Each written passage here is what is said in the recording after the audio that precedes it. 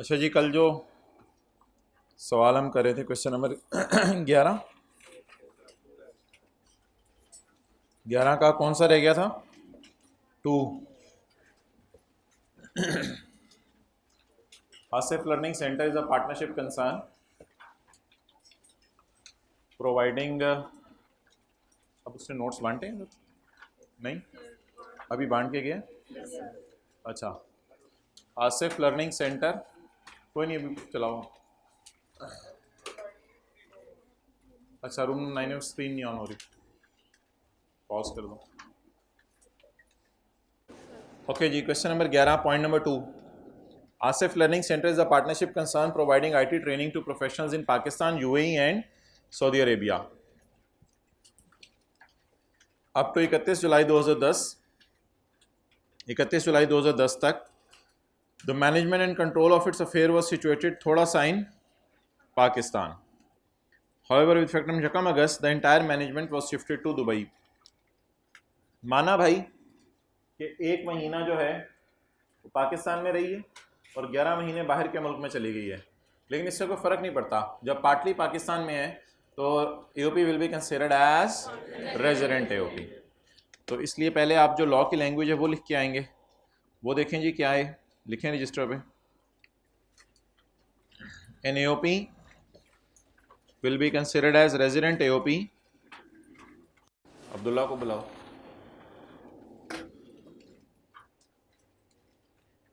An AOP shall be considered as resident AOP if the control and management of the affairs of AOP is situated wholly or partly in Pakistan at any time in the year. ये बात लिखें as it is.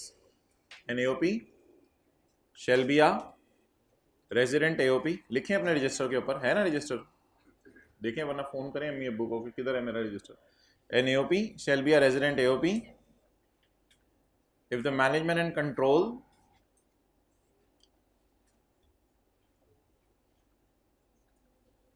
is situated wholly or partly in Pakistan, if the management and control is situated wholly or partly in Pakistan at any time in the year। ये line लिख ली, मेहरबानी जिन अच्छे बच्चों ने लिख ली, full stop. As management and control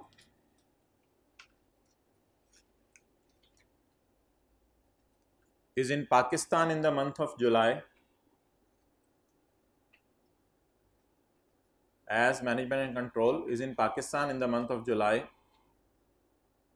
therefore it will be considered as a resident AOP। इसलिए इसको रेजिडेंट AOP समझा जाएगा।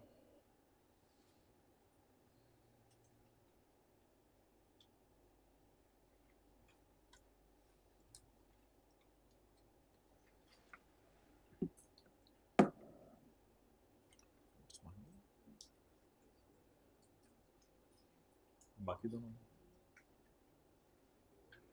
तीनों में क्या? अच्छा ठीक है, फिर एक ही दफ़ा सब में करना, 3 बंदे लेके आना एक ही दफ़ा सब में। अच्छा जी, आगे चलें।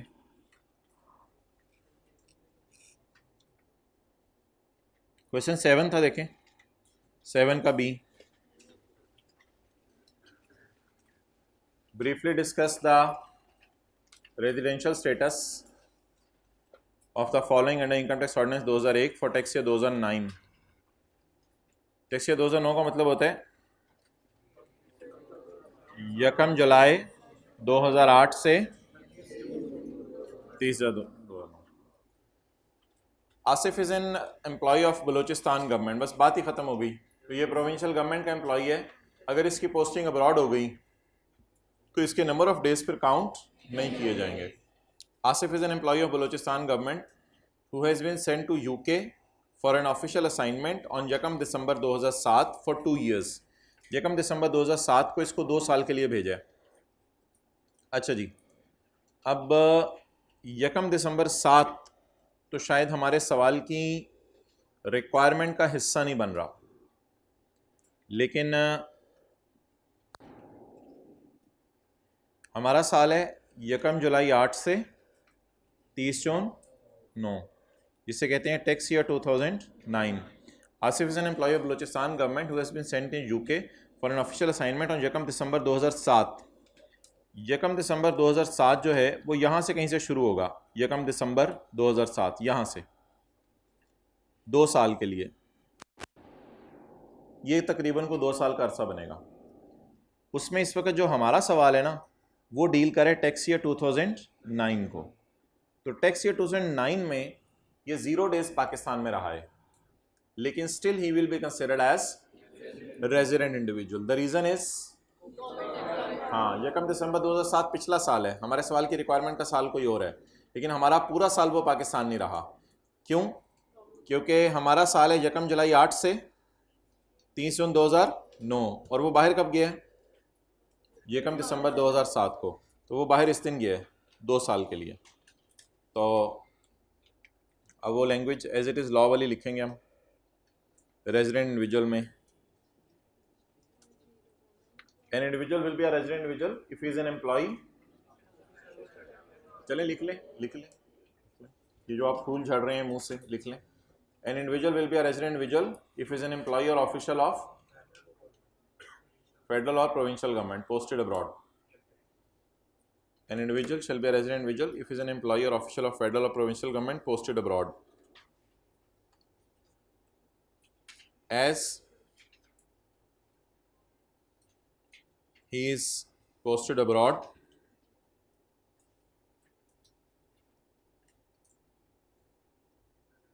therefore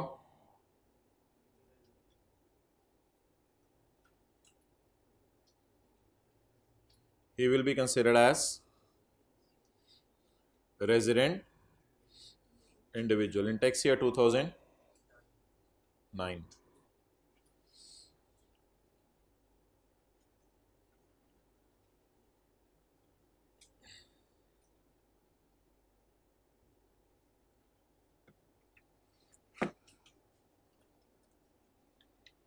Okay.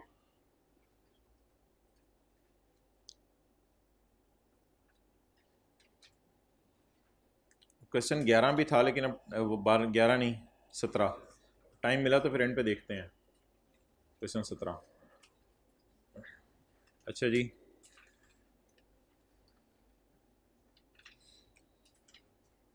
अब जो डेफिनेशन निकालें पर्सन की, आप पेज नंबर 3 पे तीसरा सफ़ा होगा।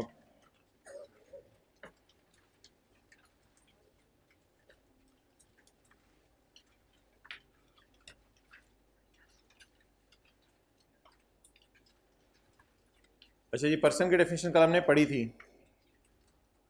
पर्सन में क्या आता है? Individual, AOP, company, federal government और प्रोविंशियल गवर्नमेंट।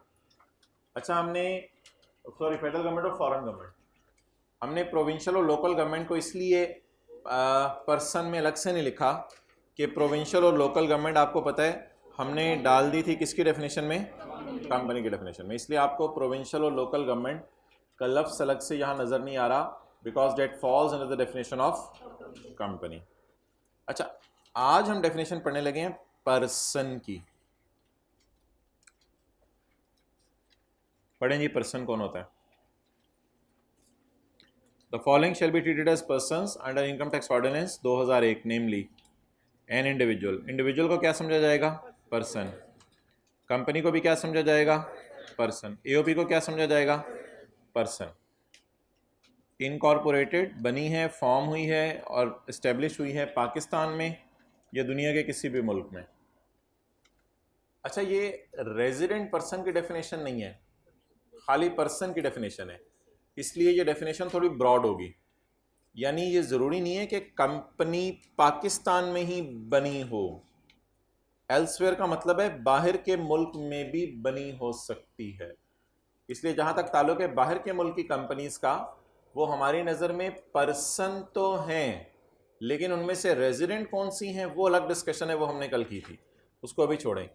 तो चाहे कंपनी पाकिस्तान में बनी चाहे किसी बाहर के मुल्क में बनी, that will still be called as company. Company तो है ना, and that will be considered as person. Individual, company, AOP, federal government, foreign government. Individual, AOP, company, federal government, foreign government, ये सारे हमारी नज़र में क्या हैं? पर्सन। ये दो बातें आ गए। अब political sub division of a foreign government, ये कोई इतनी इंपॉर्टेंट बात नहीं है। अगर बाहर के किसी मुल्क में पॉलिटिक्स की बेस पे लोगों ने डिवाइड कर लिया हुआ है, हमने तो पाकिस्तान को सूबों की बेस पे डिवाइड किया हुआ है, पॉलिटिक्स की बेस पे डिवाइड नहीं किया हुआ। अगर बाहर के किसी मुल्क में किसी ने अपने आप को पॉलिटिक्स की बेस पे डिवाइड कर लिया है तो हर पॉलिटिकल इलाका अलग अलग कंपनी समझा जाएगा। एवरी पॉलिटिकल सब डिवीजन अलग अलग कंपनी समझा जाएगा। और अब पब्लिक इंटरनेशनल ऑर्गेनाइजेशन या पब्लिक इंटरनेशनल ऑर्गेनाइजेशन भी पर्सन है। इसकी मुराद हो सकती है वर्ल्ड हेल्थ ऑर्गेनाइजेशन या यूनिसेफ या आईएमएफ, ये जो बड़े बड़े इदारे हैं, इनको भी हमारी नज़र में क्या कहा जाएगा? पर्सन।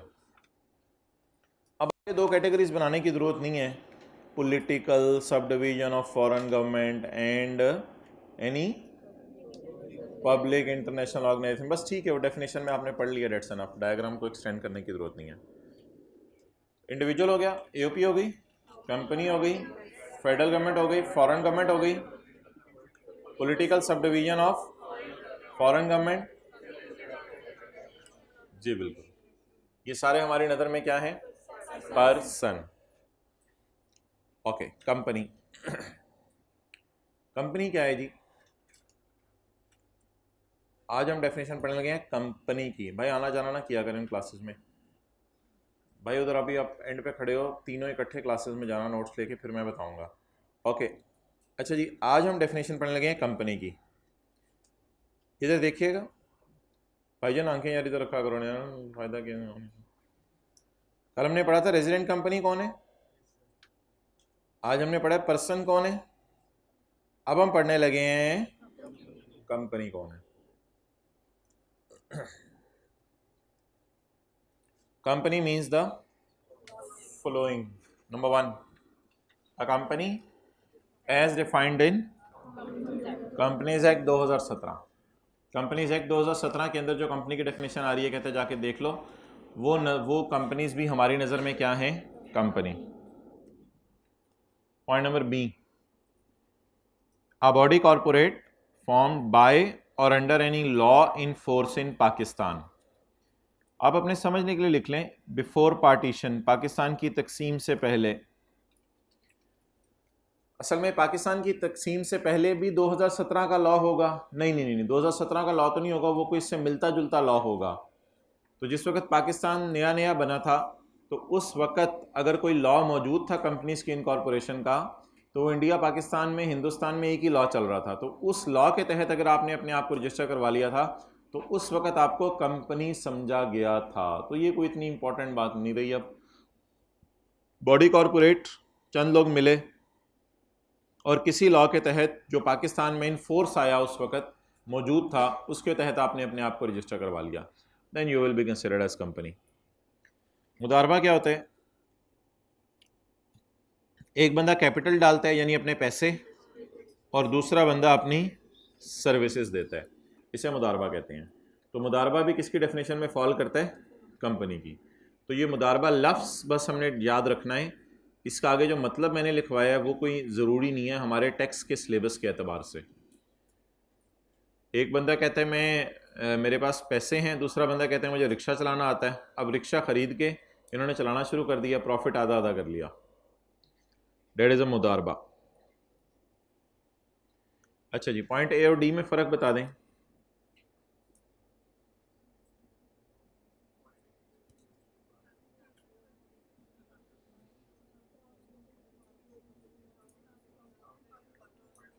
अच्छा जी, क्या चाइना के अंदर कंपनीज एक्ट 2017 में आया होगा? क्या जर्मनी के अंदर कंपनीज एक्ट 2017 में आया होगा? ज़रूरी नहीं। तो अगर दुनिया के अंदर 250 ममालिक हैं, उसमें से एक माइनस कर दें पाकिस्तान, तो पीछे बच गए 249। ये जो 249 मुल्क हैं, इन सारे के सारे मुल्कों के अंदर अपने अपने कंपनी लॉ होंगे। तो उन मुल्कों में कंपनीज ने अपने अपने कंपनी लॉ के तहत अपने आप को अपने अपने मुल्कों में जाके रजिस्टर करवाया होगा। तो उन कंपनी लॉ के नाम सारे यहाँ लिखना शायद पॉसिबल नहीं था। तो for the sake of simplicity, आसानी के लिए उसने क्या किया, उसने कहा कि हर मुल्क की कंपनी के कंपनी लॉ का अगर मैं नाम लिखूं तो वो बड़ा मुश्किल हो जाएगा। तो उसने कहा बाहर के कंपनी लॉ में जो भी अपने आप को रजिस्टर करा ले उस मुल्क के कंपनी लॉ की रोशनी में, तो वो मेरी नज़र में पाकिस्तान में बैठे हुए कंपनी बन जाएगी। ये ज़रूरी नहीं है कि वो रेजिडेंट हो या नॉन रेजिडेंट हो, वो अलग बहस है, वो हमने कल कर ली थी। अभी सवाल ये है कि क्या बाहर की सारी कंपनीज हमारी नज़र में कंपनीज हैं? जी बिल्कुल, बाहर के मुल्कों की सारी कंपनीज हमारी नज़र में कंपनी हैं। उनमें से रेजिडेंट कौन सी है, नॉन रेजिडेंट कौन सी है, वो अलग बहस है, वो अभी मैं नहीं कर रहा। चंद लोग मिले किसी कानून के तहत, अफा कंट्री, किसी और कंट्री के कानून के तहत जो कि पाकिस्तान से बाहर है, लेकिन वो कानून किसको डील कर रहा है? Relating to incorporation of companies outside. वो आउटसाइड वाली कंपनीज को इनकॉर्पोरेट कर रहा है। तो इसका मतलब है यहाँ असूली तौर पे तो 249 मुल्क जो दुनिया के अंदर बकाए हैं उनके कंपनी लॉ का रेफरेंस आना चाहिए था और एक लंबी लिस्ट होनी चाहिए थी 4 सफ़ों के ऊपर, लेकिन उसकी बजाय उसने एक जनरल लाइन लिख दी कि हर मुल्क में जहाँ जहाँ कंपनीज बन के अपने अपने लॉ में अपने अपने आप को जहाँ जहाँ रजिस्टर करवाएंगी वो वहाँ उनकी नज़र में भी कंपनी है और हमारी नज़र में भी कंपनी है। तो पॉइंट ए और डी में ये फ़र्क है कि ए पाकिस्तान की कंपनीज की बात करे और डी दुनिया के बाकी सारे मुल्कों की कंपनीज की बात करे। कोऑपरेटिव सोसाइटी, जैसे आपने अक्सर सुना होगा हाउसिंग कोऑपरेटिव सोसाइटीज़, तो ये भी कंपनी है। फाइनेंस सोसाइटी लोगों को लोन वगैरह देते हैं, ये भी कंपनी है। फाइनेंस सोसाइटी और इसकी डेफिनेशन पहले शायद हमारे सिलेबस में थी, अब नहीं है। और एनी अदर सोसाइटी। और नॉन प्रॉफिट इदारा, नॉन प्रॉफिट इदारे ने कुछ शराइत पूरी करनी होती हैं, वो हम चैप्टर 5 में पढ़ेंगे, जैसे ईदी वेलफेयर ट्रस्ट है या और इदारे हैं। तो इन इदारों को भी हमारे नज़र में इंडिविजुअल की डेफिनेशन में डाला गया, एओपी की डेफिनेशन में डाला गया या कंपनी की डेफिनेशन में डाला गया? कंपनी की डेफिनेशन में डाला गया। अ ट्रस्ट, इसकी डेफिनेशन इंशाल्लाह हमने कल पढ़नी है। ट्रस्ट की भी, यूनिट ट्रस्ट की भी, आज नहीं पढ़ेंगे। ट्रस्ट और एन एंटिटी और अ बॉडी, या चंद लोग आपस में मिले और पाकिस्तान के किसी लॉ में अपने आप को रजिस्टर करवा लिया, ये देखेंगे कल ट्रस्ट क्या होता है। अ फॉरेन एओपी, एसोसिएशन का मतलब एओपी, और एओपी का मतलब आपको कल बताया था partnership. A foreign partnership which the board has जबरदस्ती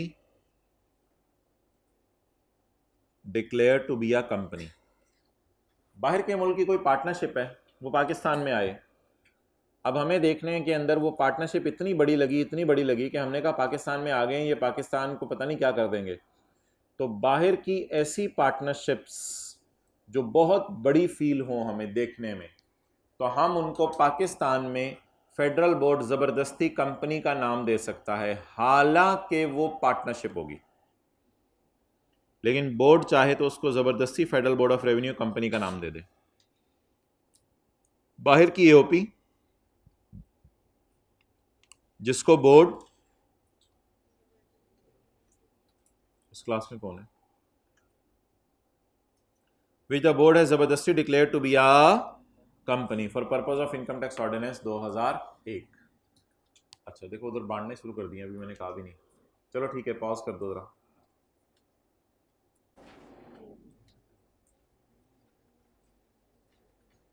ओके, अ प्रोविंशियल गवर्नमेंट, ठीक है यूज कर लिया मोबाइल, चले अच्छा हो गया।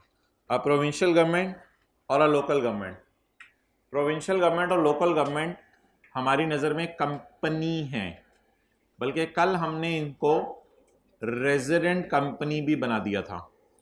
अ प्रोविंशियल गवर्नमेंट और a local government in Pakistan, और अ छोटी सी कंपनी, साथ वाले को देखें, और अ छोटी सी कंपनी, ये भी हमारी नज़र में क्या है? कंपनी। तो ये कंपनी की डेफिनेशन है जी, इसको अभी याद कर लें 1-2 मिनट में। Company as defined in companies act 2017। A body corporate चंद लोग मिले under any law in force in Pakistan. मुदारबा, अगला थोड़ा सा समझना है, body incorporated under the law of a country outside Pakistan relating to incorporation of companies. Okay next, a cooperative society, a finance society और any other society. A non profit इदारा, a trust, foreign AOP which the board has जबरदस्ती declared to be a company, जिसको board ने company करार दे दिया है। Provincial government, local government and a small company. अच्छा जी, ट्रस्ट और यूनिट ट्रस्ट को हम कल देखेंगे। Rates of tax for companies, companies के लिए टैक्स रेट्स।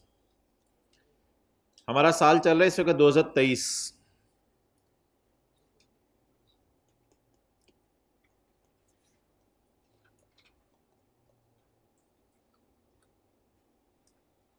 क्या है, 29 सितंबर है आज। तो यहां पे हम खड़े हैं, तो हमारा साल इस वक्त चल रहा है 2023।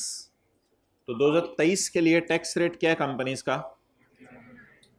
29%। लेकिन अगर एक कंपनी कहती है कि मैं तो छोटी सी कंपनी हूं, मैं तो रोटी को चोची कहती हूं, तो मैं तो छोटी सी कंपनी हूं, तो मेरे लिए क्या रेट है?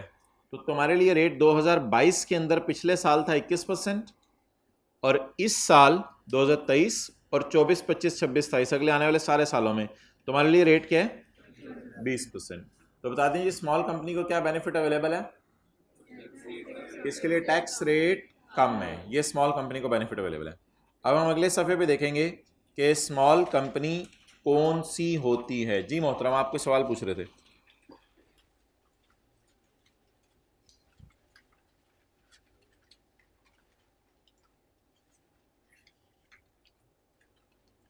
स्मॉल कंपनी,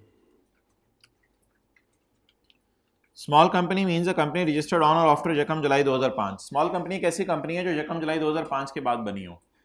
इसका मतलब है स्मॉल कंपनी का कॉन्सेप्ट पहले लॉ में मौजूद नहीं था, अब लॉ में मौजूद है। इससे पहले लॉ में स्मॉल कंपनी का कॉन्सेप्ट मौजूद नहीं था, और ये बनी हो अंडर द कंपनीज एक्ट 2017।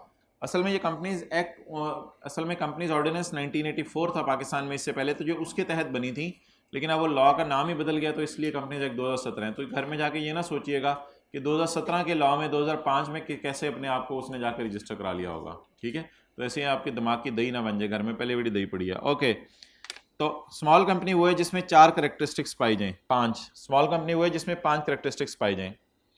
इसका paid up capital plus undistributed profits, reserves होते हैं profits, but undistributed profits not exceeding 50 million, 50 million से ज्यादा ना हो।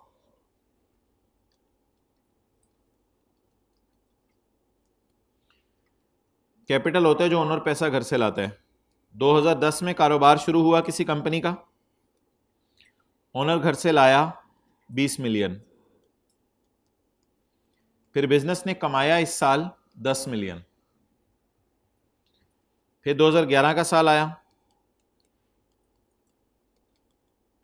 ओनर घर से और पैसे नहीं लाया क्योंकि बिजनेस में पैसों की जरूरत नहीं थी।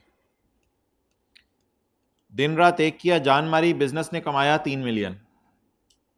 20 जमा 10 जमा 0 जमा 3 आजकल आ रहा है 33।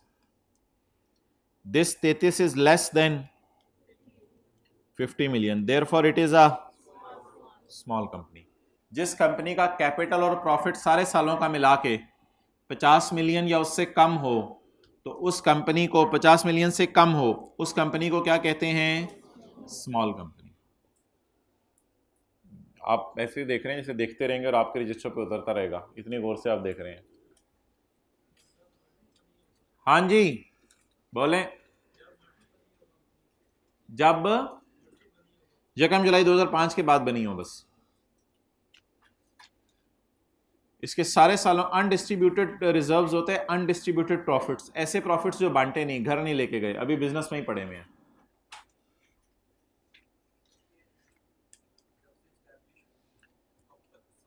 हाँ, जब से स्टेब्लिश हो गए अब तक के सारे प्रॉफिट जो आपके पास पड़े हुए हैं, अगर आप साथ साथ प्रॉफिट बांटते जा रहे हैं फिर तो इतने नहीं पड़े रहेंगे आपके पास।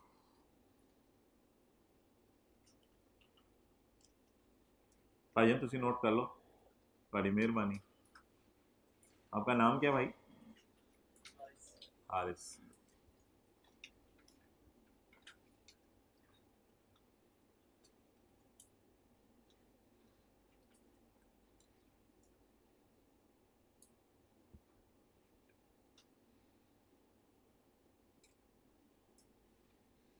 8 बजे सो जाया करें, 1 बजे का अलार्म लगा के। 5 घंटे रात को सो लें, 1 घंटा दोपहर को सो लें, फिर 1 बजे से लेकर 6 बजे तक पढ़ पढ़ के लुट मचा दें। ना उस वक्त किसी ने कोई काम कहना है, ना उस वक्त कोई शोर हो रहा होना है। और मोबाइल आप वैसे ही जो है दूसरे कमरे में जमा करा देते हैं।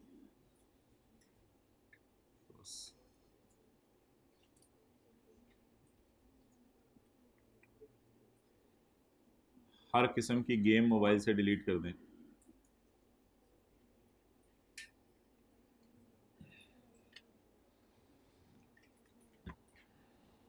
ओके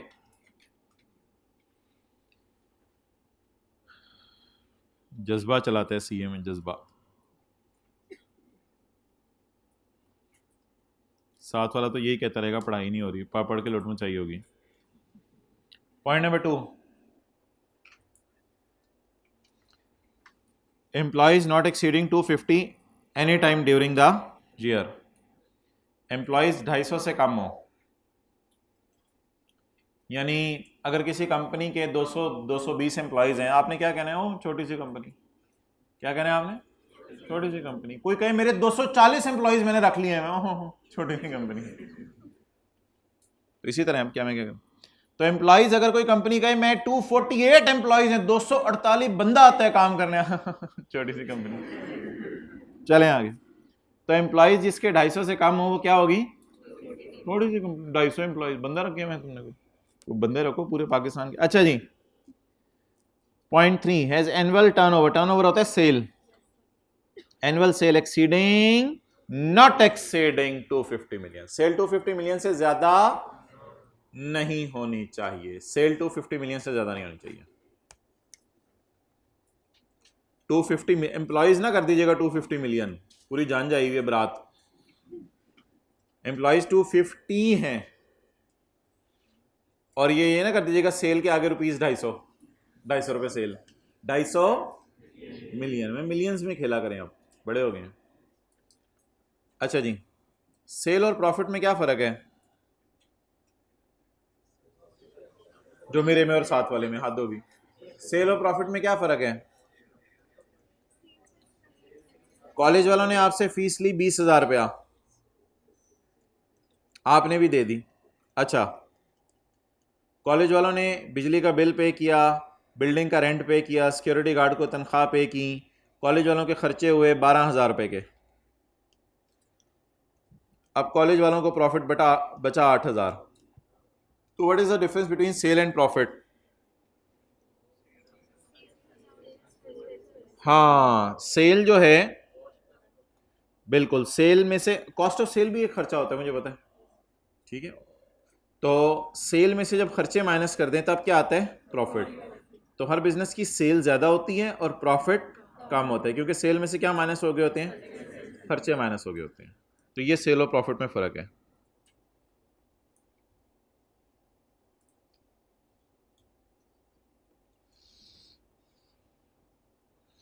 आगे चलें जी, पॉइंट नंबर 4। अच्छा, जब ये बेनिफिट मिला ना स्मॉल कंपनीज़ को, जिसमें कंपनीज़ ने कहा कि जी हमने स्मॉल कंपनी का बेनिफिट बढ़ाए, तो कंपनीज़ ने क्या किया, 1 जुलाई 2005 से पहले की बनी हुई थी कंपनीज़, तो जो 1 जुलाई 2005 से पहले की बनी हुई कंपनीज़ थी, उन्होंने अपने आप को ब्रेक कर दिया, और ब्रेक करके 2 दिन के लिए फैक्ट्री बंद करके कहा हमारा कारोबार ख़त्म हो गया। और फिर 2 दिन बाद वही फैक्ट्रीज दोबारा खोल ली, लेकिन 200 एम्प्लॉई एक फैक्ट्री में डाल दिए, 200 एम्प्लॉई एक फैक्ट्री में डाल दिए, और 2 नए नामों से कंपनी शुरू कर दी। लेकिन बंदे वही, फैक्ट्री वही, बिल्डिंग वही, लैंड वही, काम वही, चीज़ें वही बना रहे हैं फैक्ट्री में। पहले भी पंखे बनाते थे और एसी बनाते थे, अब भी पंखे और एसी बना रहे हैं, लेकिन एक नाम से नहीं बना रहे, 2 नाम अलग कर दिए ताकि हमें छोटी कंपनी वाला बेनिफिट मिल जाए। तो कहते हैं ये 2 नंबरी करने की इजाज़त नहीं है, फिर मैं आपको बेनिफिट नहीं दूंगा। इज नॉट फाउंड बाय तोडिंग अप और द रीजोडिंग of a business already in. तो किसी पहले से मौजूद बिजनेस को तोड़ के 2 हिस्से कर दो और फिर दोबारा जोड़ो या दोबारा रिकॉन्स्टिट्यूट कराओ, दोबारा जाके कंपनी लॉ में रजिस्टर करवाओ, तो इसकी इजाज़त नहीं है। ये उनके लिए जो नई कंपनीज बने 1 जुलाई 2005 के बाद, पहले से चली हुई कंपनी जो है वो अगर अपने आप को इस तरह करे तो इस बात की इजाज़त नहीं है।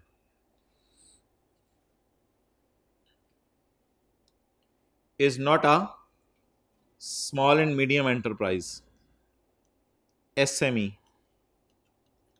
ये हम पढ़ेंगे चैप्टर 6 में।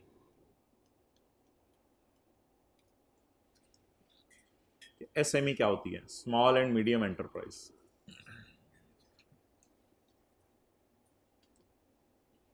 तो इसलिए इसको मैंने भी एक्सप्लेन नहीं किया पॉइंट 5 को।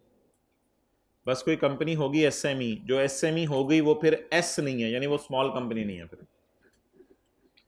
तो स्मॉल कंपनी में ये 4 खासियतें हैं। नंबर 1, इसका सेल और प्रॉफिट किससे कम होना चाहिए? 50 मिलियन भी हो सकते हैं, वैसे नॉट एक्सीडिंग 50 लिखा हुआ है ना, 50 मिलियन भी है तो स्मॉल ही है, 50 से कम है तो फिर तो ऑब्वियसली स्मॉल है। और इसके एम्प्लॉयज़ 250 या उससे कम होनी चाहिए किसी भी वक्त, साल में किसी भी वक्त भी ज़्यादा ना हो। और इसकी साल की सेल 250 मिलियन से, और ये पहले से बनी हुई कंपनीज अपने आप को ब्रेक करके रिकॉन्स्टिट्यूट ना करें, फिर आपको ये बेनिफिट नहीं मिलेगा। बस ठीक है, ये 3 डेफिनेशंस पढ़ते हैं और कल जो न्यूमेरिकल्स किए थे उनकी तरफ मूव करते हैं हम। AOP, association of persons, AOP association of persons. अच्छा जी, अब हम डेफिनेशन पढ़ने लगे हैं AOP की।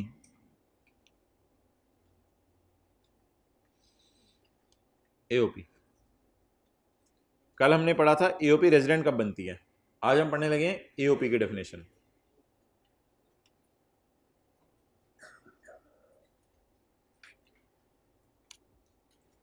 AOP includes the following: a firm।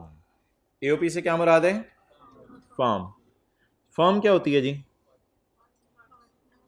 Firm means the रिश्ता बिटवीन द बंदा, बिटवीन द पर्सन्स, पर्सन्स के दरमियान रिश्ता।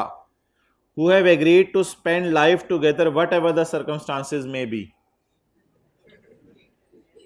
नहीं, हु हैव एग्रीड टू, हम किसी और तरफ निकल गए थे। Who have agreed to share the profits of business, जो आपस में एग्रीमेंट करके ये तय कर लें कि हम बिजनेस के प्रॉफिट्स क्या किया करेंगे, शेयर किया करेंगे।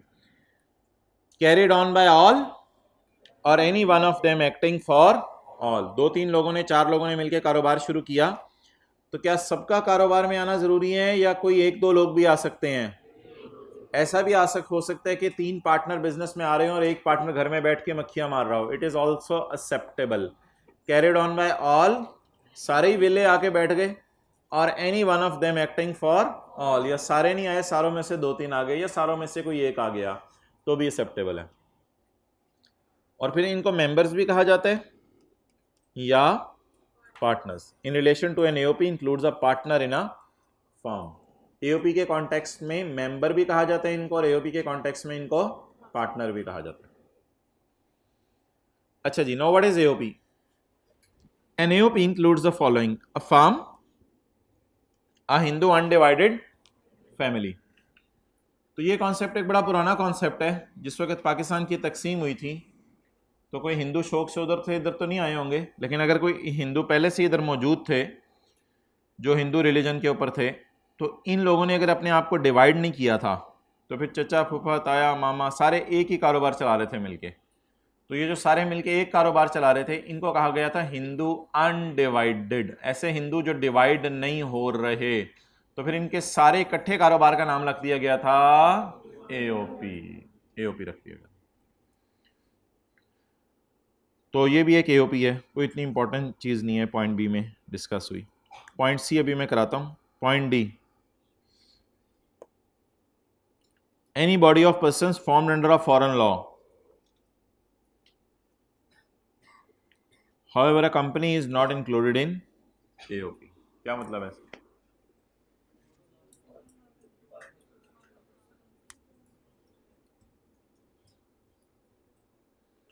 अच्छा, एक बात याद रखिएगा, पाकिस्तान में मैंने आपको कहा था कि AOP ने अपने आप को जाके किसी लॉ में रजिस्टर नहीं कराना, पार्टनरशिप ने।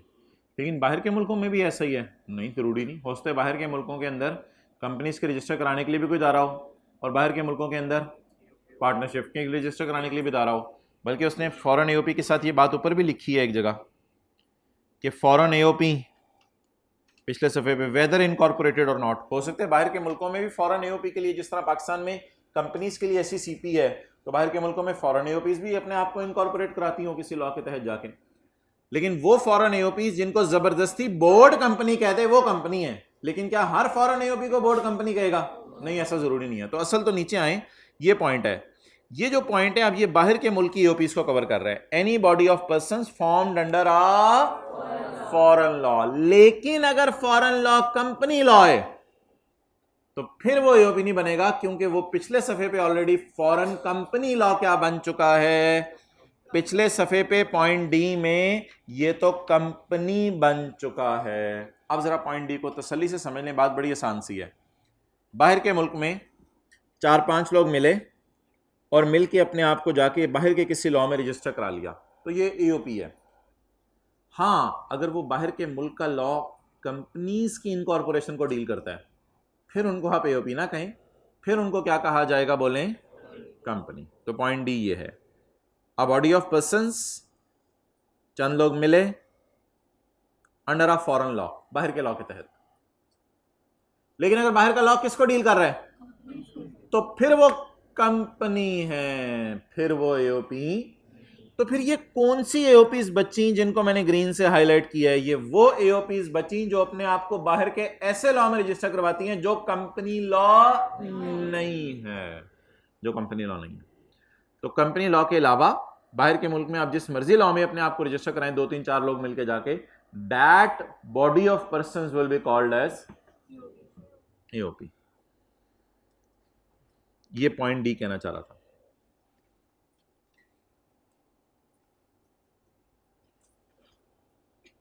अच्छा जी, पॉइंट सी। पॉइंट सी आप समझ लें कि एक छोटे लेवल पे नॉन प्रॉफिट इदारा है, बड़े लेवल पे नॉन प्रॉफिट इदारा हो तो वो कंपनी की डेफिनेशन में गिर जाता है। ऐसे ही मॉडल टाउन के अंदर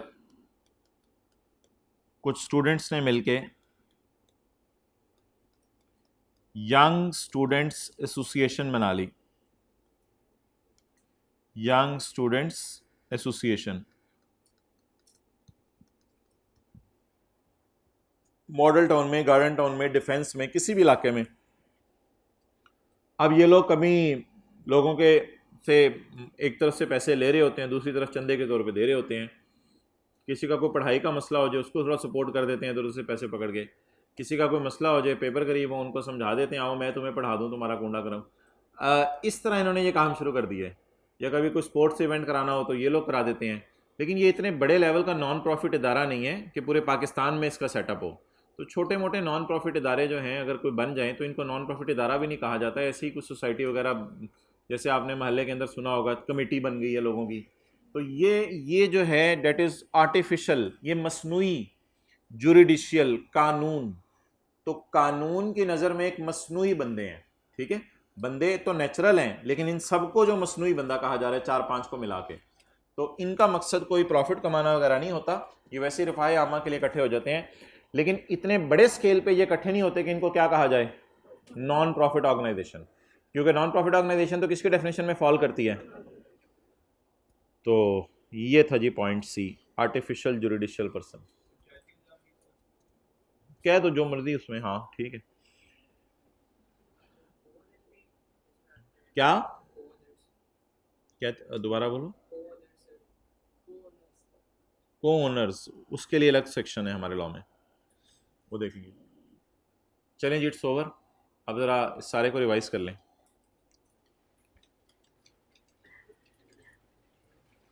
जी भाईजान, पर्सन में कौन कौन है? Individual, company, AOP, federal government, provincial government, political sub division of foreign government, political sub division of, और पब्लिक इंटरनेशनल ऑर्गेनाइजेशन। कंपनी में क्या आता है? कंपनी के अंदर आते हैं जी, company has defined in companies act, body corporate formed under any law in force in Pakistan. मुदारबा, a body corporate under the law of a country outside Pakistan relating to incorporation of companies, cooperative society, finance society और any other society, non profit इदारा, trust, और उसके बाद वो foreign partnership firm, वो foreign AOP जिसको जबरदस्ती board क्या करार दे दे, company. Provincial government, local government और स्मॉल कंपनी। स्मॉल कंपनी के लिए रेट 20% है, ये याद नहीं करना, और दूसरी कंपनीज के लिए रेट 29% है। स्मॉल कंपनी वो होगी जो 1 जुलाई 2005 या उसके बाद बनी है। इसका कैपिटल और इसके प्रॉफिट्स 50 मिलियन हो तो भी ठीक है, 50 मिलियन से कम भी हो सकते हैं। इसके एम्प्लॉयज़ 250 भी ठीक है, 250 से कम भी हो सकते हैं। इसकी सेल 250 मिलियन भी हो सकती है, उससे कम भी हो सकती है। And is not found by तोड़िंग अप और रीजोड़िंग of any business already in existence and is not an SME. AOP तो आसान आसान सी चीज़ें, फर्म आ गई, हिंदू अनडिवाइडेड फैमिली आ गई, आर्टिफिशियल जुडिशियल पर्सन, ये अजीब सी चीज़ है, बस ये ऐसे याद कर लीजिएगा। और अब body of person formed under a, लेकिन इफ अ कंपनी, अगर वो कंपनी के तहत अपने आप को रजिस्टर करवा रहे हैं, however a company is not N, a company is not N AOP, company AOP नहीं हो सकती। क्लियर? फर्म मींस रिश्ता रुश्ता, ये तो आप पढ़ लेंगे खुद ही आगे। और मेंबर फर्म के जो पार्टनर होते हैं उसे कहते हैं। अच्छा जी, कल जिस तरह हमने न्यूमेरिकल शुरू किया था, तो सैलरी इनकम भी होती है पाकिस्तान में, आप नौकरी कर रहे हैं कहीं। अब जिन हजरात का आज फर्स्ट डे अटेंटिव हो जाए, अब जो बातें शुरू होने लगी उनका कल वाली बातों से बिल्कुल कोई ताल्लुक नहीं, और बड़े अटेंटिवली बातों को सुनना समझना है। एक बंदा पाकिस्तान में नौकरी भी कर सकता है, एक बंदा पाकिस्तान में कारोबार भी कर सकता है, एक बंदा घर भी किराए पे चढ़ा सकता है, एक बंदा शेयर या ज्वेलरी वगैरह भी खरीद के बेच सकता है, और एक बंदा इसके अलावा और कोई इनकम भी कमा सकता है। इन सबको जमा कर देंगे, that will be called as total income. Total income में से ज़कात माइनस करेंगे। ज़कात का मुश्किल सा नाम हम कल पढ़ेंगे, डिडक्टेबल अलाउंस। मुश्किल सा नाम ज़कात का डिडक्टेबल अलाउंस, छोड़ें अभी। ज़कात माइनस कर देंगे, ज़कात माइनस करके जवाब आएगा, that will be called as. इस टैक्सेबल इनकम पे टैक्स कल हम लोगों ने नहीं निकाला था, वो आज निकालेंगे। इस टैक्सेबल इनकम पे टैक्स निकलेगा, टैक्सेबल इनकम पे रेट लगा के टैक्स निकलेगा। और अगर हुकूमत ने आपकी किसी अच्छी हरकत की वजह से आपको टैक्स माफ करना चाहा, तो फिर हुकूमत आपको टैक्स क्रेडिट देगी, इसे डिस्काउंट। तो टैक्स भी माफ हो जाता है। कुछ लोगों को टैक्स माफ हो जाता है, सारा नहीं, थोड़ा बहुत। तो अगर आपने कोई अच्छी हरकत की तो हुकूमत इस पर टैक्स माफ कर देगी। टैक्स माफ का मुश्किल सा नाम है टैक्स क्रेडिट, टैक्स माफ हो जाएगा। और बाकी जो टैक्स होगा वो पेएबल टू गवर्नमेंट होगा। ये डब्बा क्लोज हो गया। अच्छा जी, इनकम टैक्स शैल बी लगा फॉर ईच ईयर। इम्पोज लगाया जाएगा कब? इनकम टैक्स शैल बी लगा फॉर ईच ईयर, हर साल टैक्स देना पड़ेगा। 3 साल में एक दफा नहीं, हर साल टैक्स देना पड़ेगा। Shall be charged at the rate specified in first schedule. अगले सफ़े पे कल जो हमने शेड्यूल पढ़ा था, that was first schedule. Schedule एक नाम है इसका बस, first schedule. Charge on every animal who has taxable income for the year. नहीं, चार्ज ऑन एवरी, हर पर्सन पे टैक्स लगेगा जिसके लिए जो क्या कमा रहे हैं, taxable income. The income tax shall be computed bye applying the rate of tax to the tax payers. Total income पे रेट लगाना है, टैक्सेबल इनकम पे रेट लगाना है, टैक्सेबल इनकम पे रेट लगाना है। And tax credit discount will be subtracted, इसको माइनस किया जाएगा। अगर डिस्काउंट हुआ तो उसमें से माइनस किया जाएगा। जी, कल वाला सवाल निकाल लें। अच्छा, ये ना पॉइंट 3 अभी हमने नहीं पढ़ेंगे, we will discuss it in chapter 6, we, you and me. तो we will discuss it in chapter 6, इसको हम चैप्टर 6 में डिस्कस करेंगे। ये ऑर्डर है, ऑर्डर तरतीब है, ऑर्डर तरतीब टैक्स क्रेडिट्स की। चलें जी, कल वाला सवाल निकालें।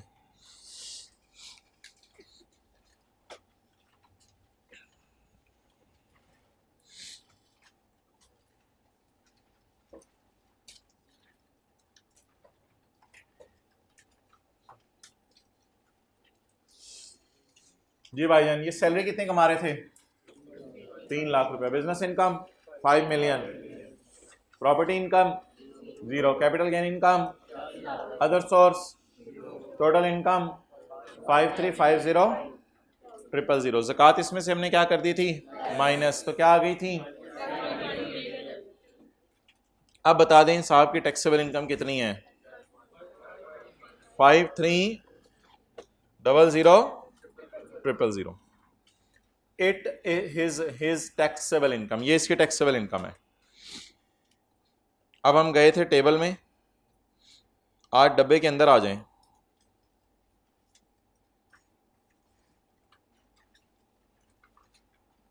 Page number 5,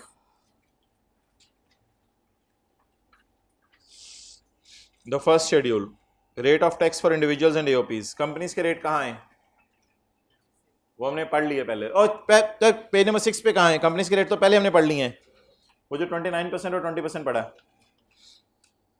the rate of tax imposed on income of every individual and AOP shall be as set out in the following table. दरमियान में मैंने कुछ बातें नहीं पढ़ी, वो मैं बाद में पढ़ाऊंगा। तो ये जी है टेबल। अब इस टेबल को हमने अप्लाई करना है। तो क्या ये बंदा 530000 कमा रहा है? क्या ये 600,000 से कम है? ना, 600,000 से कहाँ कम है? ये तो 600,000 का भी बाप है, वो तो 6 लाख रुपए है और ये तो 53 लाख रुपए है। तो आगे चलें आगे चलें आगे चलें आगे चलें, सीरियल नंबर 7 में आए। क्या ये 4 मिलियन से 6 मिलियन के दरमियान कमा रहे हैं? इसका मतलब है ये 530000 4 मिलियन और 6 मिलियन के दरमियान है। तो इस पे जो हमने टैक्स जमा कराने हैं वो किस सीरियल नंबर के तहत कराने हैं? सीरियल नंबर 7 के तहत कराना है। तो अब आप मुझे बताएं 530000 सीरियल नंबर 7 में फॉल कर रहा है। So we are going to calculate tax. इस पे हमने टैक्स कैलकुलेट करना है। टैक्स कैलकुलेट करने का तरीका यह है कि 6,80,000 हमने टैक्स तो देना ही देना है। 6,80,000 तो हमने एज इट इज लिखना है। 6,80,000 जमा 32.5% ऑफ अमाउंट एक्सीडिंग 4 मिलियन। अब ये जब आपने 4 मिलियन की ज़ियारत करनी है ना, तो ज़रा करीब से आके करनी है, ठीक है? और 4 मिलियन को आपने देखकर इधर नहीं देखना। अब आपने 4 मिलियन को इधर देखने और 4 मिलियन को कंपेयर करने इस येलो वाली फिगर से। 5300 32.5% ऑफ अमाउंट एक्सीडिंग 4 मिलियन। ये अमाउंट 4 मिलियन से जितनी ज्यादा है उस पर 32.5% जमा करवा दो। ये अमाउंट 4 मिलियन से कितनी ज्यादा है कैलकुलेटर निकाल लें जिन्होंने कसमें खाई हुई थी। 5300 वर्सेस 4 मिलियन। आप बता दें इन दोनों में डिफरेंस कितना है? ज़बानी भी बता सकते हैं, 13 लाख रुपए। 1300। तो ये जो टैक्सेबल इनकम सवाल वाली है 5300 इसको आपने कंपेयर करना है 4 मिलियन से, इस वाले 4 मिलियन से। अब आपने उधर नहीं देखना, वो जो उधर लिखा है, अब आपने बस इधर देखना है। अब ये कितनी ज्यादा है जी? इसका कितने परसेंट लेने हैं? Into 1300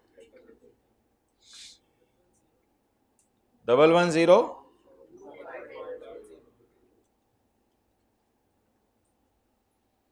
clear?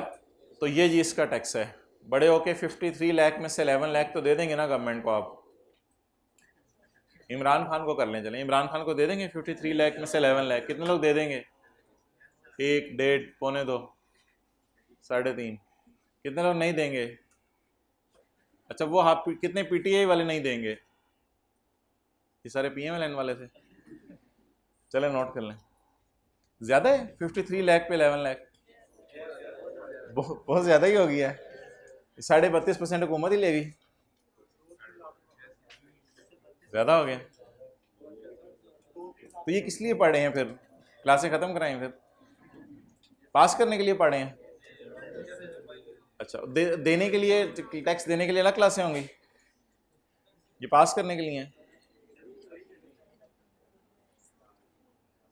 अच्छा, कितने लोग नॉलेज लेने के लिए आते हैं, पास करने के लिए नहीं? वो जरा हाथ खड़ा करें। नॉलेज लेने के लिए, पास करने के लिए नहीं। कितने लोग पास करने के लिए आते हैं? अच्छा, अब ये जिन्होंने नॉलेज वाले जिन्होंने हाथ खड़े किए थे ना, इनसे मेरा एक सवाल है। इनसे मेरा ये सवाल है कि जिस वक्त टीचर कह दे कि ये चीज़ सिलेबस में नहीं है और वो कटवा दी जाए, तो मेरे ख्याल से ये लोग फिर ये करते होंगे, जैसे ही क्लासें ख़त्म होती होंगी तो किताब खोल के बैठ जाते होंगे और उस चीज़ को पढ़ते होंगे कि यार चलो मेरे नॉलेज में तो इजाफा होना चाहिए, कोई नहीं सिलेबस में नहीं थी लेकिन मुझे पता तो होनी चाहिए ना ये चीज़। अब वो लोग हाथ खड़ा करें जो नॉलेज के लिए आते थे और वो पढ़ते हैं पेपरों के बाद, जाते ही पेपरों के बाद किताब खोल के 1-2 दिन बाद बैठ जाते हैं। आप बताएं कितने लोग नॉलेज के लिए पढ़ते हैं? कोई भी नहीं। चलें जी,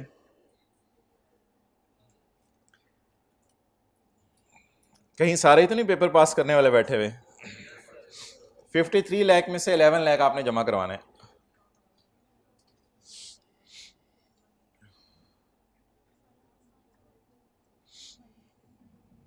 वो पूछ रहे आप पढ़ाते किस लिए हैं? अच्छा चलें, वो अलग सवाल है।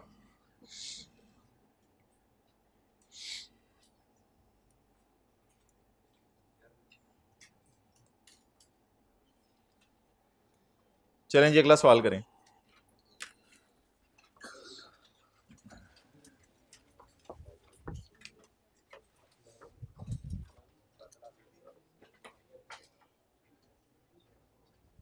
यार ये व्हाइट बोर्ड कुछ पिछले 4 महीने से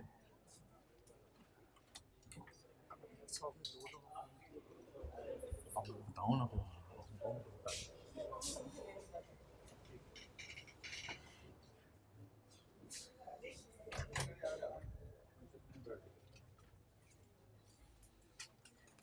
तो भाई जल्दी कर यार, टैक्स निकालना है, जल्दी करें, 1 मिनट में निकालना है टैक्स। स्मॉल कंपनी में आपने बताया कैपिटल और वो कंपनी की होल लाइफ के लिए थे उस टैक्स ईयर होल लाइफ आज तक के। सर अगर कोई गवर्नमेंट एम्प्लॉई ऑफिशियल है लेकिन पोस्टिंग अब्रॉड नहीं हुई फिर उसके डेज में हाँ इसे एम्प्लॉय तो वैसे ही क्या चीज़? एम्प्लॉय तो वैसे ही सिटीजन हो उसके अगर पोस्टिंग अब्रॉड नहीं हुई तो फिर आपने दिन काउंट करने हैं उसके, फिर फॉर्म में गिर जाएगी। बोर्ड डिक्लेयर कर देता है कंपनी, उसकी कोई लिमिट है मिनिमम कितनी? नहीं उसने लिखी नहीं हुई कोई।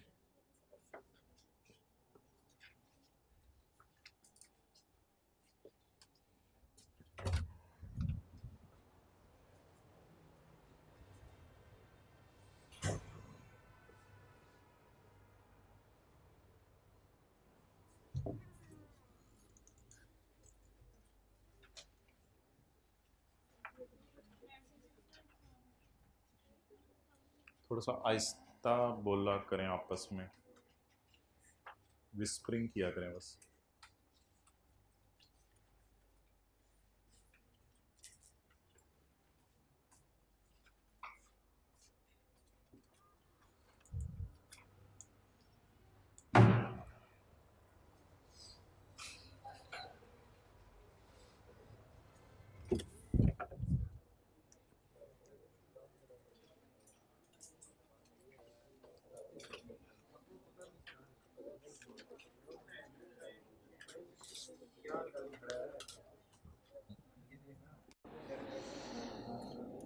जी भाई 96800000। तो भाई 96800000, तो यहाँ गिरे 96800000, यहाँ पे इन दोनों के दरमियान 8 लाख और 12 लाख के दरमियान गिर रहे हैं। और नो नो नो भाई, ये 96800000, ये 12 लाख का भी बाप है। ये 96800000 तो यहाँ से भी कहीं बाहर जा रहा है। ये तो इसको रोका ना, ये तो पता नहीं कौन सा सीरियल बन जाना है। तो ये 96800000 कहाँ गिर है? Serial number. तो 13300000 तो जमा कराएगा ही कराएगा, कराएगा कि नहीं कराएगा? कराएगा, कराएंगे कासिम भाई जमा।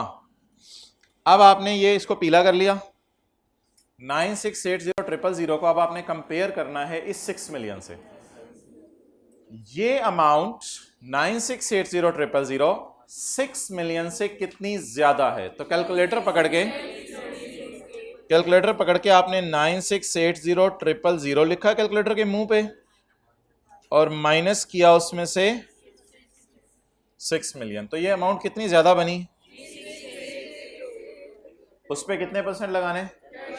35%। 35% ऑफ 3680000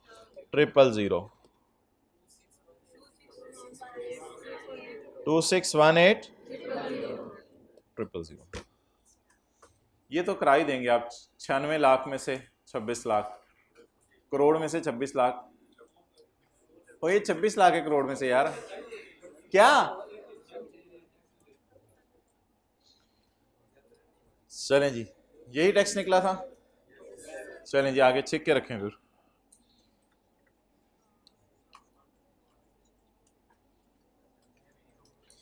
छिक्के रखें को अंग्रेज क्या कहते हैं? Keep it up, carry on. वो मज़ा नहीं है फिर कैरी ऑन में जो छिक्के रखे हुए हैं, फिर हम छिक्के ही रखा करेंगे। चलें जी करें भाई।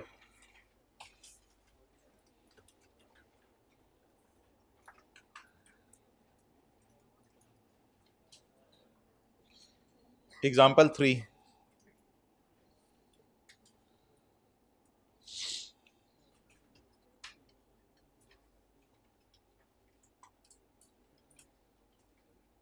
हाइब्रिड क्लास में अगर साथ वाले से बात करनी हो तो विस्परिंग किया करें, उसके कान में जाके बात किया करें, लेकिन ऐसे भी नहीं कि उसका त्राह निकल जाए। जिना हॉस्पिटल भी करीब नहीं है, जल्दी करेंगे।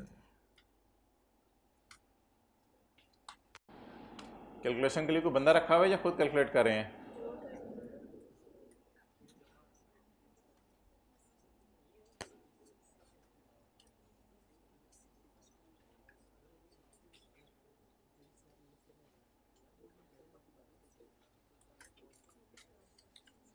साथ वाले से सीरियल नंबर पूछें कौन सा लगना है, ताकि उसकी हकीकत आप पे खुले, और कल से फिर आप डिसाइड करें उसके साथ बैठना है। पता चले दोनों ही नैले बैठ, नहीं दोनों ही अच्छे बैठे हों। हाँ जी भाईजान, सीरियल 5 वाले हाथ खड़ा करें, सीरियल 5 लगेगा। 4 वाले हाथ खड़ा करें, 4 लगेगा। 5 वालों होश के नेल लो क्लास में। Way the taxable income exceed 24 lakh.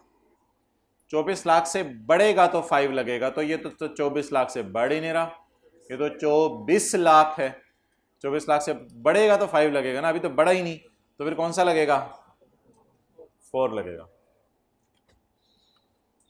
तो ये वाला सीरियल लगेगा। अब जब डिसाइड हो गया ये सीरियल लगेगा, अब इधर आ जाएं।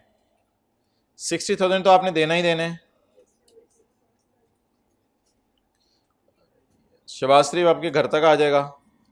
60,000 plus 17.5 of amount exceeding 12 lakh. 12000000 को कंपेयर करना है आपने 24 लाख से। 12000000।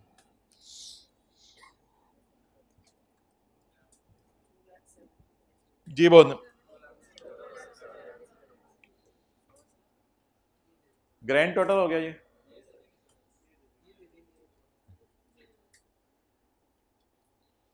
ओके अच्छा जी, अब ये ना इसकी बेस को मसला आया हुआ है, इधर देख, इनको कह देना, अभी मैसेज कर दूं असद साहब को। अच्छा भाई, ये दो सीरियल हैं पेज 5 पे। एक था सीरियल नंबर 1, टेबल 1 ये है। एक अगर आप देखें साथ वाले के नोट्स में अगला सफ़ा है, आप भी किसी के साथ बैठे हुए हैं, तो टेबल 2 भी है एक,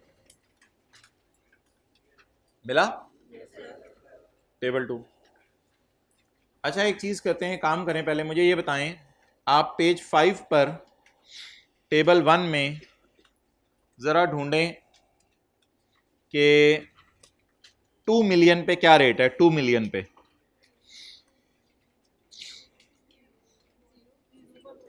2 मिलियन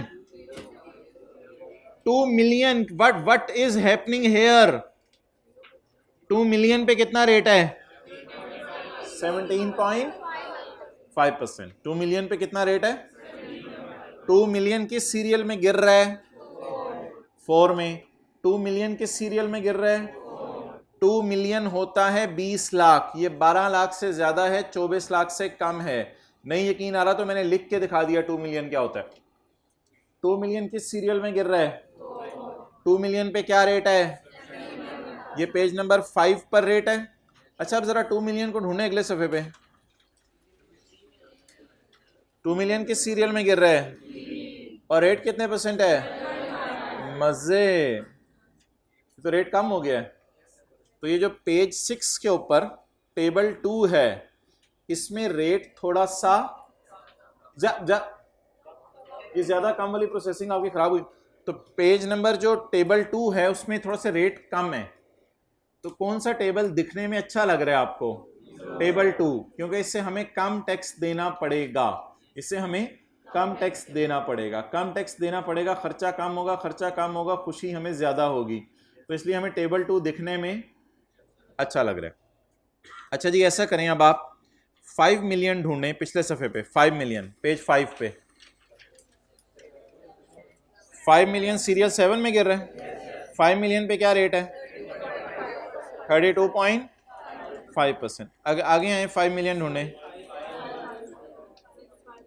5 मिलियन पे क्या रेट है?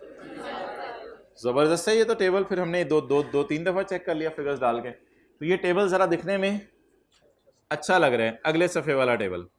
अच्छा अब आप ऐसा करें जी कि 9 मिलियन ढूंढें। 9 मिलियन पिछले सफे पे क्या रेट है? 35%। इधर जरा ढूंढे 9 मिलियन। ओए होए 9 मिलियन कितना रेट है? 32.5%। तो इसका मतलब है टेबल 2 अच्छा है, टेबल 2 अच्छा है। अब हमारी चॉइस नहीं है कि कब टेबल 1 लगाना है, कब टेबल 2 लगाना है। हमने 3 एग्जांपल्स किए हैं, तीनों में हमने कौन सा टेबल लगाया है? टेबल 1। कौन सा page number? Page number 5, table 1 लगाया। अब मेरा सवाल आपसे ये है कि मैंने टेबल 1 क्यों लगाया है? 1 मिनट के लिए साथ वाले को भी मुतवज्जे कर दें जो मोबाइल में लगा हुआ है काफ़ी देर से। 1 मिनट के लिए ज़रा उसको भी मुतवज्जे कर दें, ठीक है मोहतरम? आपने एक काम किया करना है पेपर में, ये काम आपने एग्जामिनर को शो नहीं करना, ठीक है? ये काम आपने शो नहीं करना। आपकी आंखें किधर हैं? ये काम आपने एग्जामिनर को शो नहीं करना, ये काम आपने सिर्फ पेपर में किया करना है कैलकुलेटर पे। लेकिन मैं भी आपको शो करके दिखाऊंगा। आपने टैक्सेबल इनकम पकड़नी है, पकड़ें ज़रा, मतलब कैलकुलेटर पे लिखें। टैक्सेबल इनकम पकड़नी है, पकड़ के इस पे लगाने 75%। ये 75% मेरी तरफ से कर ले चलें। 75% लगाने आपने इसमें। लगाएं, इज इक्वल टू का बटन दबाएं। 3975 आपने इस फिगर को ना कंपेयर करना है सैलरी से। इस फिगर को आपने किससे कंपेयर करना है? सैलरी से, सिर्फ सैलरी से। इस फिगर को कंपेयर करना है सैलरी से। आप बताएं 3975, वाह भाइयों इधर देख लो, पता 3975,000 को अगर 3 लाख से कंपेयर करें तो 3 लाख कम है या ज्यादा है? तो सैलरी कम तो टेबल 1, तो सैलरी कम तो टेबल 1। अब हमने टेबल 1 लगाना है और हमने लगाया भी कौन सा टेबल था? 1 लगाया था। अच्छा ये एग्जांपल 2 पे जरा ट्राई करते हैं। एग्जांपल 2 पे ट्राई करें। Okay let's try together.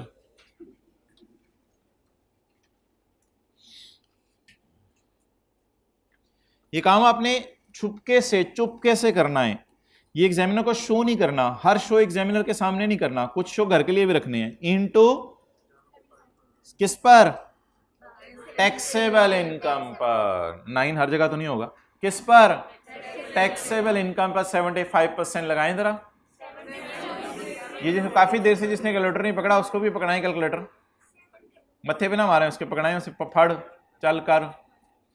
Taxable income का 75% लें। 7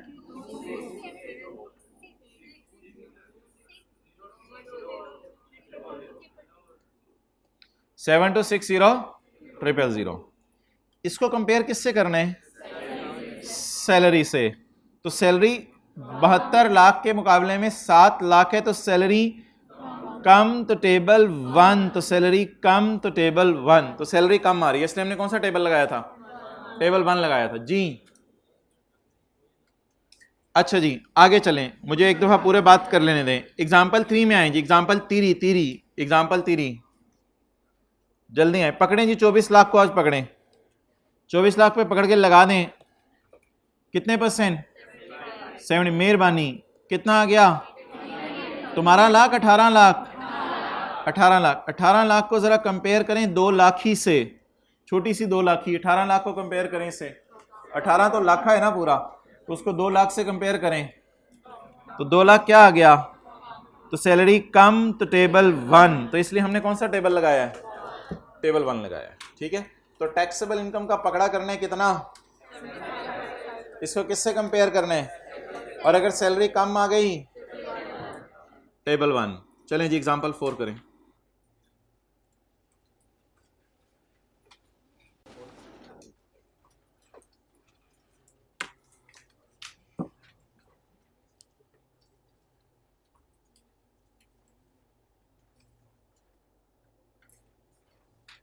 जल्दी जल्दी जल्दी, खुरक बाद में करनी है, जल्दी।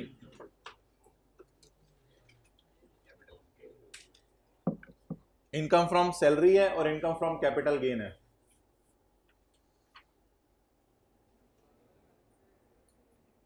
भाई अब ये रूल हर जगह लगाया करना है। टैक्सेबल इनकम का 75% लें, सैलरी से कंपेयर करें, फिर डिसाइड करें टेबल 1 लगाना है या 2 लगाना है, फिर जो टेबल लगाना है उस पर जाके रेट लगाएं। पहले आप डिसाइड किया करेंगे आज के बाद हमेशा टेबल कौन सा लगाना है।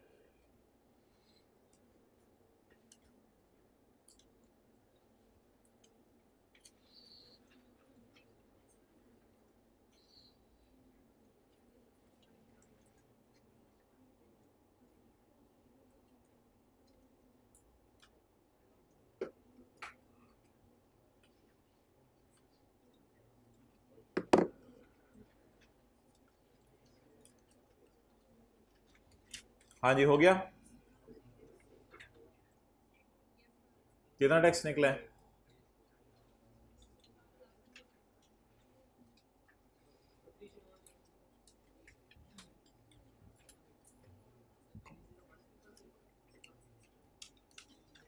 जी मोहतरम, इससे पहले कि मैं इसका टैक्स निकालूं मुझे एक काम करने दें,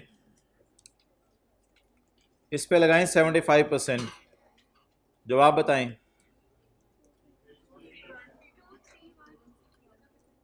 231, इसको कंपेयर करें सैलरी से, सैलरी ज़्यादा आ रही है तो सैलरी कम नहीं है, अगर सैलरी कम होती तो सैलरी कम तो टेबल 1, तो अभी सैलरी कम नहीं है, ज़्यादा है, तो कौन सा टेबल लगेगा? अब ये 75% इधर लगा रहने दूं या मिटा दूं? मिटा दें। मिटाना क्यों है? क्योंकि मैंने जो टैक्स कैलकुलेट करना है टेबल 2 के मुताबिक करना है, इसलिए अब मैं ये मिटाने लगा हूं। ये तो डिसीजन लेने के लिए था, डिसीजन ले लिया कि जीटी रोड पे चढ़ना है या मोटरवे पे। अब वो डिसीजन किस वजह से लिया उस वजह को मिटा दें, बस अब चढ़ जाएं जहां भी चढ़ना है, जीटी रोड या मोटरवे पे। शुरू करें जी, टेबल 2 लगाना है। अब आप बता दें 30800000 टेबल 2 में कहाँ गिर रहा है? टेबल 2 का मतलब है पेज 6, 30800000 किस सीरियल में? यहां गिर रहा है। अब बस ये भी देखने की जरूरत नहीं, अब बस यहां पे नजर हो, 1,65,000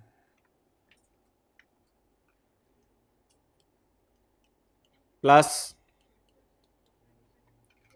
प्लस 20% ऑफ अमाउंट एक्सीडिंग। आप कैलकुलेटर पे लिखें 30800000 माइनस 24 लाख, यही नहीं दोनों को कंपेयर करते ना, माइनस 24 लाख। वो तो तरीका उसी तरह जैसे पहले पढ़ा, 68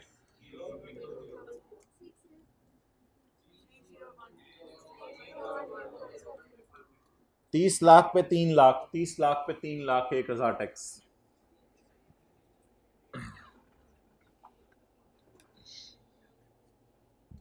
कितने लोगों ने यही निकाला था? ओके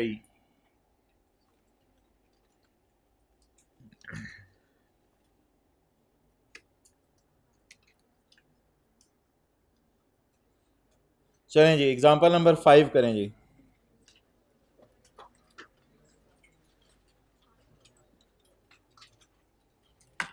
करें जी, करें करें करें करें करें। एग्जांपल 5।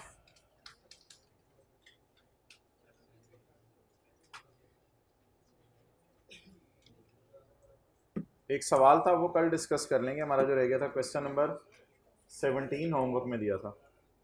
इनकम फ्रॉम बिजनेस कितनी है जी? 42000000। Capital gain income 5 lakh. Total income 47000000। ज़कात 1 लाख।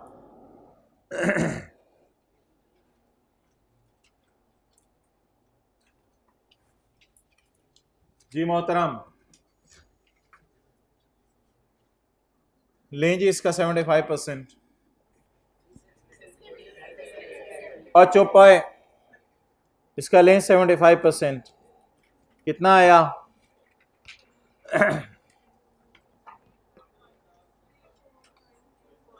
हाँ जी, 34500000। इसको कंपेयर करें इनकम फ्रॉम सैलरी से। सैलरी वो कमा ही नहीं रहा, सैलरी वो बंदा अब इन दोनों फिगर्स को कंपेयर करें और बताएं 34500000 से सैलरी को कंपेयर करें तो सैलरी कम, तो टेबल 1। तो सैलरी अगर नहीं कमा रहा तो फिर सैलरी कितनी लिखेंगे पेपर में हम? 0। आंडा। अब कंपेयर करें टैक्सेबल इनकम के 75% को आंडे से, तो आंडे की तो कोई हैसियत नहीं है। बता दें जी 34500000 से 0 कम है। कोई बंदा गौर से देख तो नहीं रहा, कोई मुश्किल चीज तो नहीं इसमें? कम है ना, बस खत्म बात। 34500000 से कंपेयर करें 0 को। क्लास के बाद कोई बंदे नहीं लेके आना ये क्या चक्कर हुआ है भाई, कम है 0 में क्या करूं, कम है। तो 34500000 को कंपेयर करें सैलरी से, सैलरी कम है तो टेबल। तो अगर सैलरी पेपर में ना दी हो तो इसका मतलब है वो कमा ही नहीं रहा सैलरी। तो कितनी कमा रहे हैं? 0 कमा रहे हैं। अब कौन सा टेबल लगाने हैं? जब डिसाइड कर लिया कि टेबल 1 लगाना है तो बेसिस ऑफ डिसीजन मिटा दें, मिटा दें, मिटा दें, मिटा दें, मिटा दें, मिटा दें, मिटा दें, मिटा दें, मिटा दें, मिटा दें, मिटा दें, मिटा दें। जी भाईजान 46000000। टेबल 1 बादशाह सलामत की तरह हुक्म लगाया करें, टेबल 1 हाजिर किया जाए मेरी टेबल पे। आ गया जी आपकी टेबल पे टेबल 1। अच्छा, अब दरबारियों को बुलाएं और कैलकुलेटर पकड़ें। 6,80,000 जमा 32.5 या 32.5? 32.5। 32.5% of amount exceeding 4 million. 4 lakh कहां से आ गया? अबे तुझे मैं मारूंगा, ये 4 मिलियन है भाई। 4 लाख ये होता है। सुबह सुबह बुलवाते हैं दोपहर को ब्रांच। अच्छा जी, आप बता दें जी 6,80,000 जमा 32.5 तो 32.5 of amount exceeding 4 million. 4 million से 46000000 कितना ज्यादा है? मेहरबानी जी बताएं आप। जमा जमा जमा 32.5 ऑफ, जी जी मेहरबानी, टोटल 870।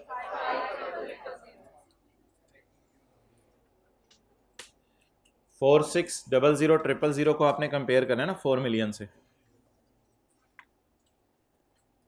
सही है। अच्छा जी, अब जी टेबल 2 पे देखें, अंग्रेजी का लिखी हुई है, ये नोट ही कर लिया अपने नोट्स। 875,000 टैक्स आया।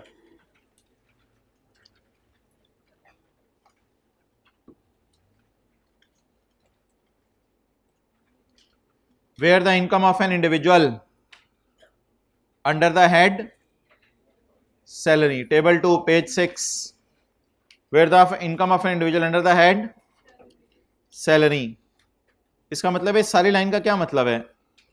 Income from is greater than, lower than, is greater than 75% of taxable income. अगर सैलरी ग्रेटर हो तो टेबल 2 लगना है, और अगर कम हो तो टेबल 1, तो सैलरी कम तो टेबल 1। लेकिन अगर ग्रेटर हो तो where the income of an अकेला individual, where the income of an अकेला chargeable under the head salary exceed 75% of the rate of tax to be applied shall be as set out in the following table, namely following table. Clear? तो salaried बंदा कौन होता है? जो salary कमा रहा हो या जो अच्छी खासी सैलरी कमा रहा हो? सैलरी कमाने वाला सैलरीड बंदा नहीं होता। जो इतनी अन्नी सैलरी कमा रहा हो, इतनी ज्यादा सैलरी कमा रहा हो कि टैक्सेबल इनकम का 75% लें तो भी सैलरी उससे ज्यादा हो, इसको पहुंची हुई सरकार कहते हैं, उससे ऊपर पहुंची हो सैलरी। सैलरीड बंदा कौन होता है? सैलरी कमाने वाला? ना ना ना ना ना ना ना ना ना ना ना ना individual whose salary is greater than 75% of taxable income. तो जिस बंदे की सैलरी टैक्सेबल इनकम के 75% से ज्यादा हो, उस बंदे को कौन सा बंदा कहते हैं? और उस पे कौन सा टेबल लगेगा? टेबल 2। अच्छा, आज की पहली 3 मिसालों में सैलरी कम थी, चौथी में सैलरी, पांचवी में सैलरी कम थी नहीं बोल तो कोई सिनेरियो मैंने नहीं पढ़ाया, कम थी। अब बराबर भी तो आ सकती है, तो ये अब आप सोच के आइएगा, इसका कल चला करते हैं। बराबर भी आ सकती है।